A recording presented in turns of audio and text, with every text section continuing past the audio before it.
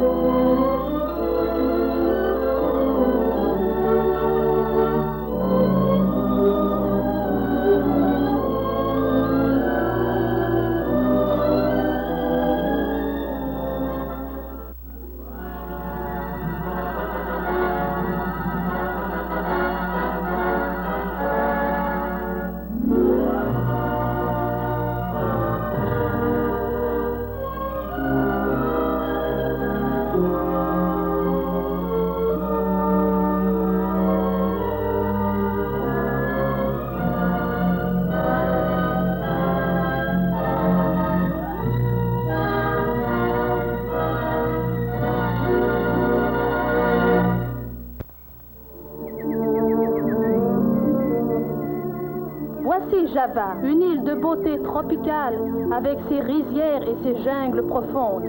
C'est en vérité une île bien petite. Cependant, Java a 52 millions d'âmes. C'est un peuple fort aimable et laborieux. La plupart travaillent dur et amicalement. Beaucoup de ces gens n'ont jamais entendu l'Évangile. Certains sont musulmans, d'autres bouddhistes, d'autres suivent la religion javanaise et d'autres sont chrétiens. 52 millions d'Indonésiens à Java. C'est l'un des endroits les plus peuplés du monde.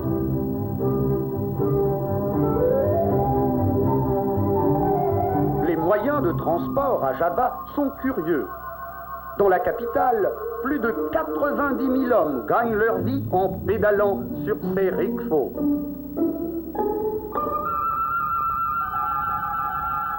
Dans cette ville encombrée, un rickshaw souvent va plus vite qu'une automobile. Les Javanais forment un sympathique peuple de musiciens. Cet homme nous montre son instrument de musique qu'il a fabriqué avec une tige de bambou et une feuille de palmier.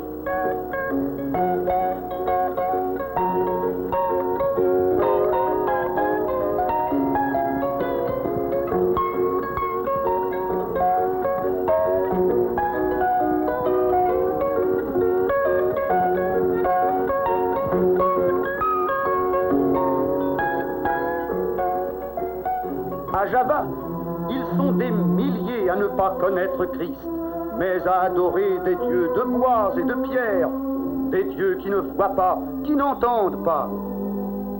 Mais Java possède aussi de remarquables prédicateurs indigènes qui font tout leur possible pour porter le message du Christ à leur peuple. Ils ont invité l'évangéliste Osborn à Java pour une grande mission d'évangélisation en plein air. L'un des pasteurs conduit l'auditoire qui chante la puissance du Christ.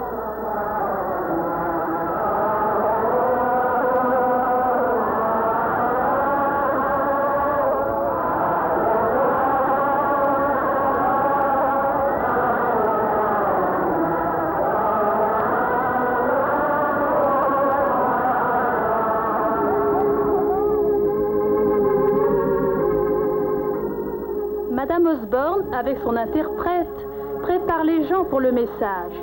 Elle explique ce qu'est la Bible, comment Christ mourut pour nous, comment prier et le sens du sacré, de manière que ceux qui n'ont jamais entendu l'Évangile puissent maintenant recevoir les bénédictions de Dieu. Jésus a ordonné, allez par le monde entier et prêchez l'Évangile à chaque créature. Comme le dit saint Paul, l'Évangile est une puissance de Dieu pour le salut. Le message est simple. Jésus-Christ est ressuscité des morts, mais seulement des miracles le prouveront. Comme il en fut à Jérusalem lorsque Pierre prêchait Christ à ceux qui niaient sa résurrection. Ainsi, l'évangéliste Osborne proclame avec force que Christ est le Fils de Dieu et que Dieu l'a ressuscité des morts. Avec grande puissance, il rendait témoignage de la résurrection du Seigneur Jésus et une grande grâce reposait sur eux tous. Si Christ est ressuscité, il fera les mêmes miracles qu'autrefois. S'il est mort, il ne peut y avoir de miracle accompli en son nom.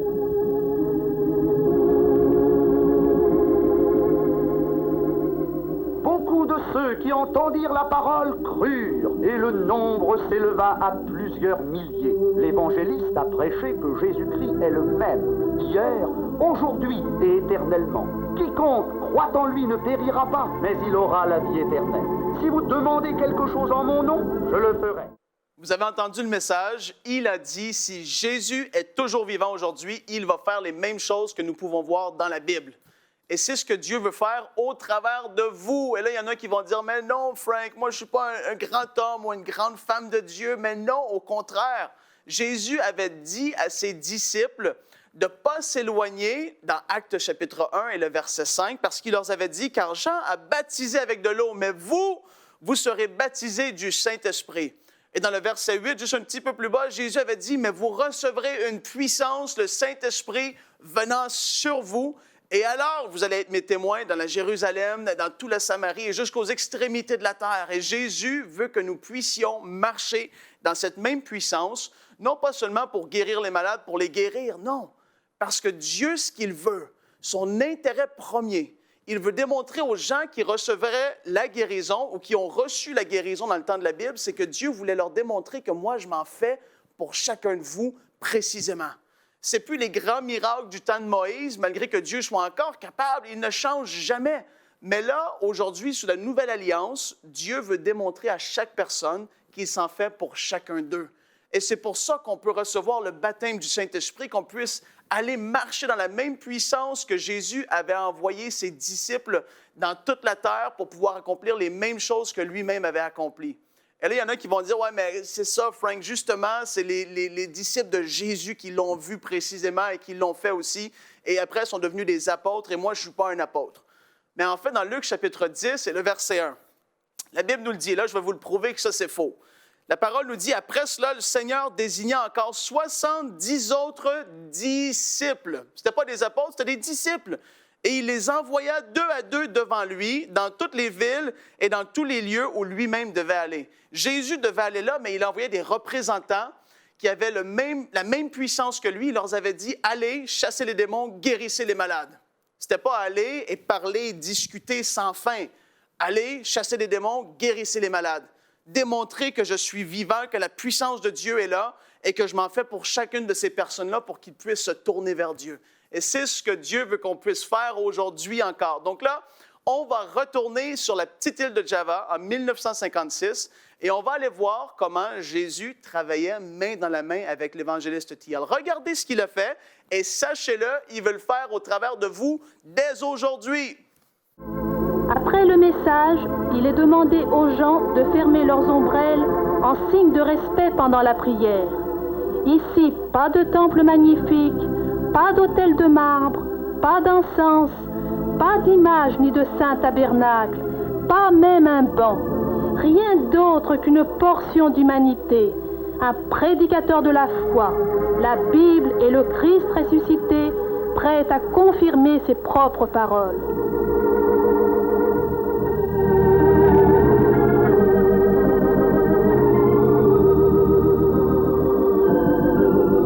Phrase par phrase, l'évangéliste prie, puis s'arrête, tandis que chaque phrase est interprétée.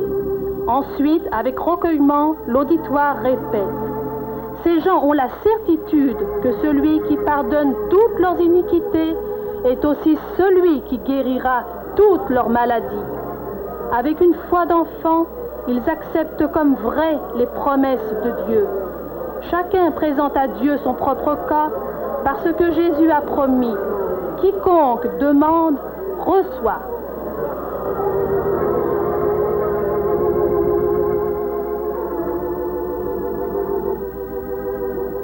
Le peuple bénit Dieu pour la réponse, croyant qu'ils ont déjà reçu ce qu'ils ont demandé. La Bible dit « Chantez au Seigneur depuis les extrémités de la terre et proclamez ses louanges dans les îles. Ils seront confondus, ceux qui croient aux images taillées. Entendez, vous qui êtes sourds, vous qui êtes aveugles, regardez et voyez. » Ce jeune homme est né entièrement sourd. Par sa propre foi et celle de ses amis, Christ le guérit de sa surdité.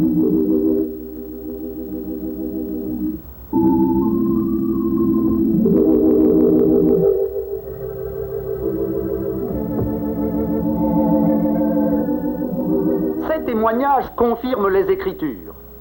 Faites connaître les œuvres de Dieu parmi le peuple. C'est cela qui fortifie la foi des autres. Aucun attouchement personnel n'a été fait. Et ces gens réalisent qu'ils ont été guéris au moyen de leur propre foi en Christ. Cette chère vieille femme était comme la femme dans la Bible. Elle était pliée en deux et ne pouvait absolument plus se redresser. Quand Jésus la vit, il l'appela et lui dit « Femme, tu es délivrée de ton infirmité. » Et immédiatement, elle fut redressée et glorifia Dieu.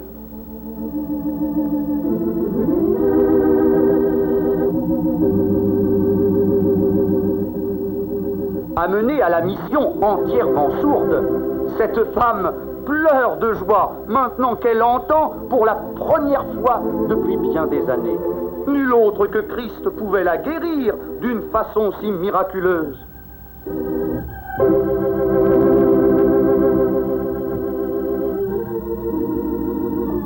Cette femme avait un œil entièrement aveugle.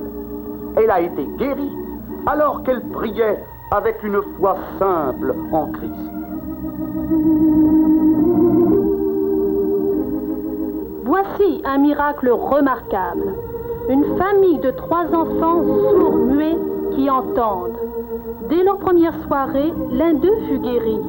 La maman est restée jusqu'à ce que les 3 soient délivrés. Puis, elle les a amenés tous ensemble pour témoigner.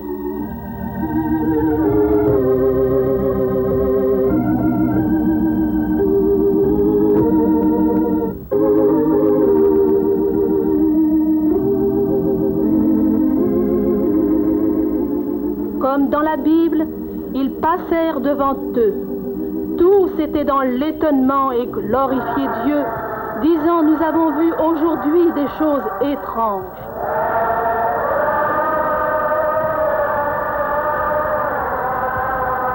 Ils apprirent et virent les miracles qui étaient faits.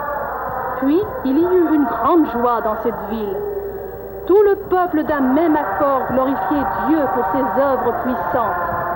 Tout comme dans l'Évangile, les multitudes suivaient Christ parce qu'elles voyaient les miracles qu'il accomplissait sur les malades.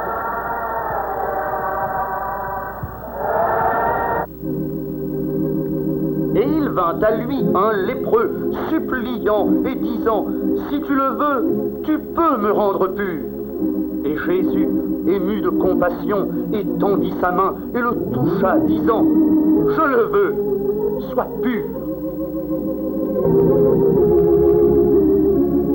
Tel fut le cas de cet homme. Ses yeux étaient presque aveugles, ses oreilles étaient mortes et enflées. Il n'avait plus de sensibilité dans les avant-bras, ses mains étaient molles et sans vie, ses doigts recouverts de plaies. Ses jambes et ses pieds n'étaient plus sensibles, et sur une jambe, un ulcère énorme s'était formé. Son témoignage était si miraculeux qu'il lui fut demandé de rendre visite à l'évangéliste pour lui raconter son cas.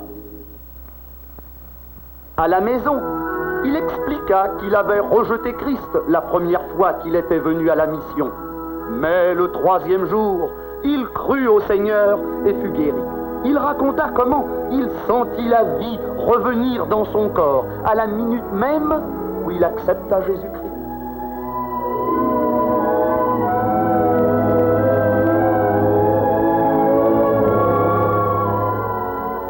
Sa femme se réjouit aussi. Elle accepta Christ également, quand elle vit comment il avait guéri son mari de la terrible plaie de la lèpre. C'est certain, Jésus-Christ est le même hier, aujourd'hui et éternellement. Cet homme et sa femme sont reconnaissants pour ce que Jésus a fait dans leur vie.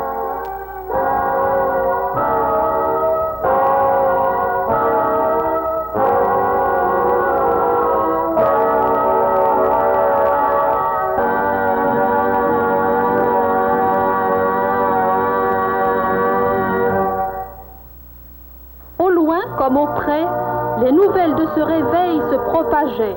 La renommée de Christ se répandait dans le pays, comme dit l'Écriture. Tout l'est de Java était bouleversé.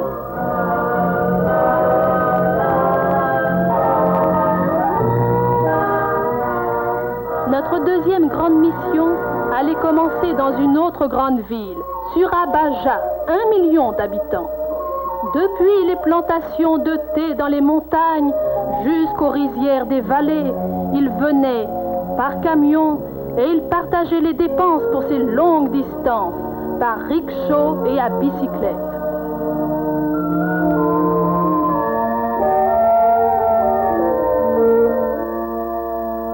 Ainsi qu'il y a 2000 ans, ils amenaient leurs malades à Jésus. Aujourd'hui de même, ils venaient pour être sauvés et guéris. Des gens de toutes conditions voyagèrent de longues distances pour assister à ces réunions. Les routes qui menaient à la mission de Surabaya étaient encombrées par des milliers de gens. Ils venaient entendre l'évangile de Christ et voir la démonstration de sa puissance. Les voyant venir, nous nous rappelons l'évangile. On lui amenait tous ceux qui souffraient de maladies et de douleurs de divers genres, des démoniaques, des lunatiques, des paralytiques, et il les guérissait de leurs infirmités.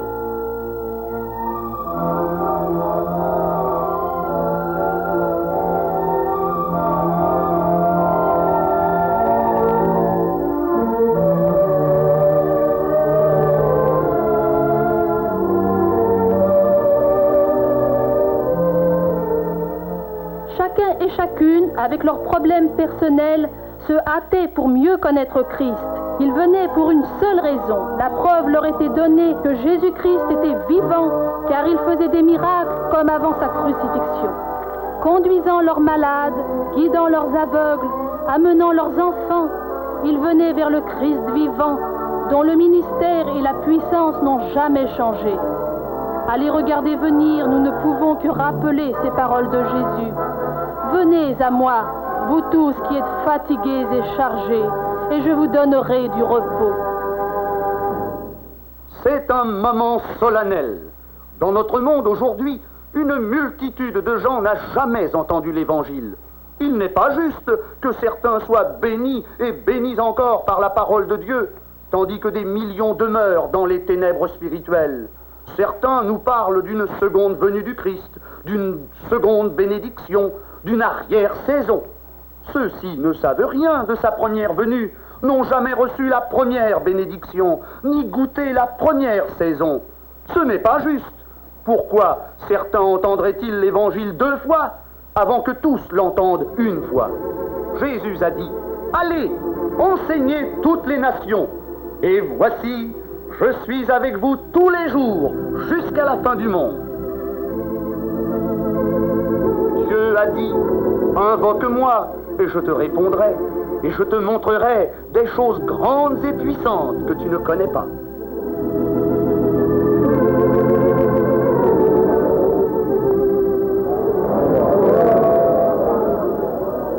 Chacun doit prier et croire pour lui-même. Comme il est écrit dans la Bible, Dieu n'a pas abandonné une seule de ces bonnes promesses qu'il avait faites. Jésus a dit, « Si tu peux seulement croire, toutes choses sont possibles à celui qui croit. » C'est ainsi que le peuple prie avec une foi simple. Levant leurs mains dans la louange à Dieu, ils glorifient le Seigneur avec action de grâce pour l'exaucement. Ils croient vraiment que le Seigneur a répondu à leurs prières et ils le remercient pour cela.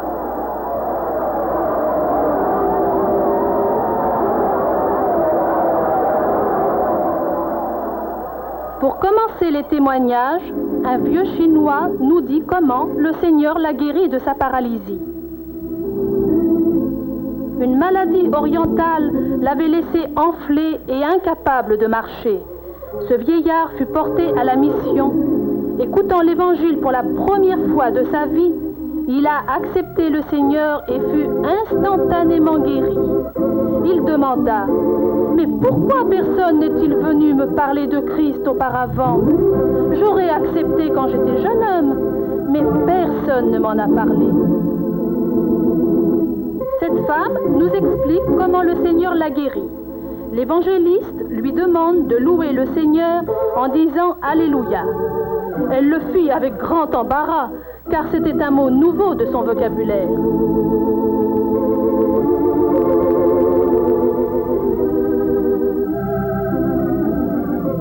Dieu a redonné la vue à cette femme indonésienne presque totalement aveugle. Un autre homme raconte ce que le Seigneur a fait pour lui. Lui non plus n'avait pas entendu parler de Christ auparavant.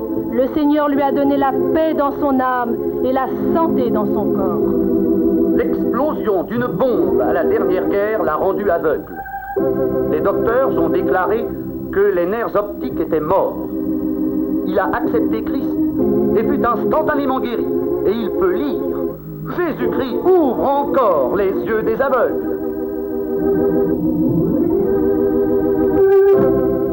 Cette petite femme nous montre comment elle a marché pendant des années. Acceptant Christ, elle est parfaitement guérie. Comme au jour de la Bible, le peuple crut en lui en voyant les miracles qu'il faisait sur les malades. Assurément, Jésus-Christ est le même hier, aujourd'hui et éternellement.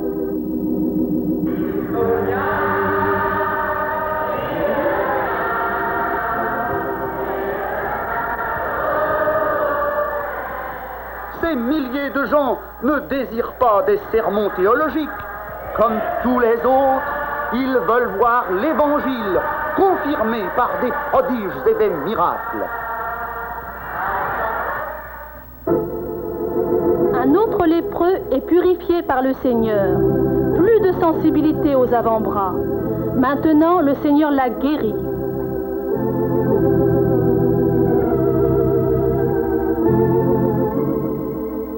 Ce jeune garçon est né avec une terrible déformation des pieds. De grandes callosités se sont formées de chaque côté à force de marcher dessus.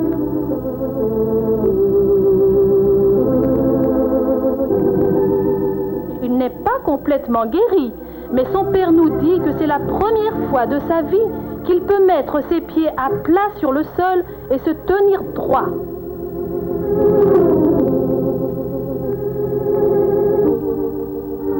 Les jambes de ce pauvre homme étaient si tordues et si raides qu'il ne pouvait les redresser.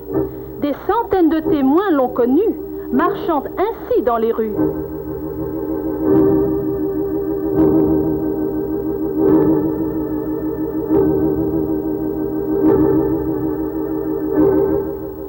Quand il crut en Jésus-Christ, il fut guéri et revint rendre gloire au Seigneur pour ce miracle.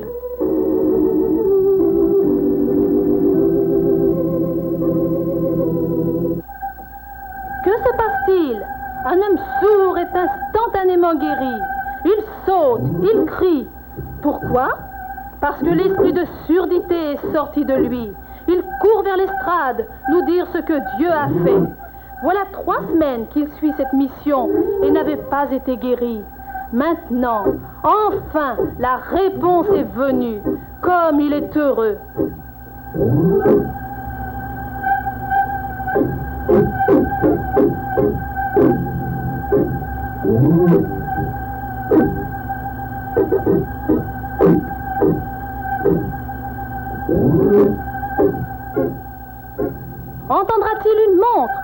Oui, il entend, même une montre. Gloire à Dieu.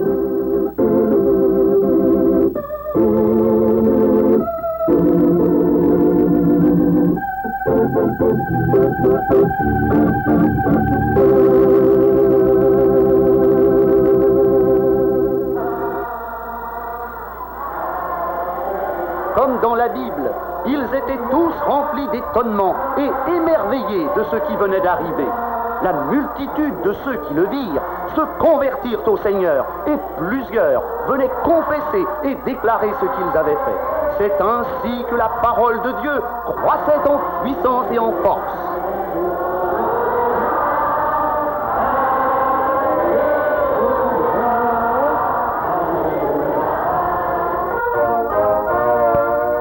Voici la moisson à Java.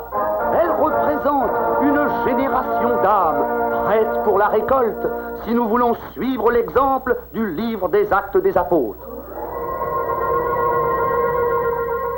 Voici ce que nous dit Joël, le prophète de la Bible. Saisissez la faucille, car la moisson est mûre. C'est une multitude dans la vallée du jugement. C'est de cela que Jésus parlait quand il dit « La moisson est grande, mais les ouvriers peu nombreux. Voici, je vous le dis, levez les yeux, regardez les champs, car ils sont déjà prêts pour la moisson. » Voici quelle fut la vision de l'apôtre Jean en ce qui concerne notre génération. Un ange sortit, criant d'une voix forte, « Lance ta faucille et moissonne, car la moisson de la terre est mûre. » J'ai tellement été béni par cette émission parce que ça a été un avalanche de témoignages. C'est un après l'autre et des choses extraordinaires. Et je veux vous encourager. Je reviens sur l'exhortation que je vous ai faite plus tôt dans l'émission. Croyez que Jésus est vivant et qu'il va marcher à vos côtés aussi lorsque vous allez aller dans cette moisson qui est prête. Il est temps de récolter, il est temps de démontrer la puissance de Dieu. Et je veux recevoir vos témoignages de ce que vous allez vivre. Si c'est une guérison que vous avez reçue au travers de l'émission, tant mieux, envoyez-la nous. Et si c'est quelque chose que vous allez vivre en allant sur le champ missionnaire, en allant évangéliser, envoyez-nous vos témoignages parce que c'est une bénédiction, ça nous encourage, nous, ici à UMCI TV et à Héros de la foi.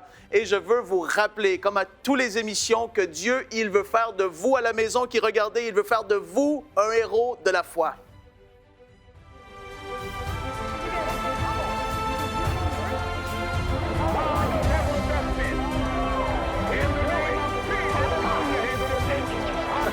Save his soul. Be a like this.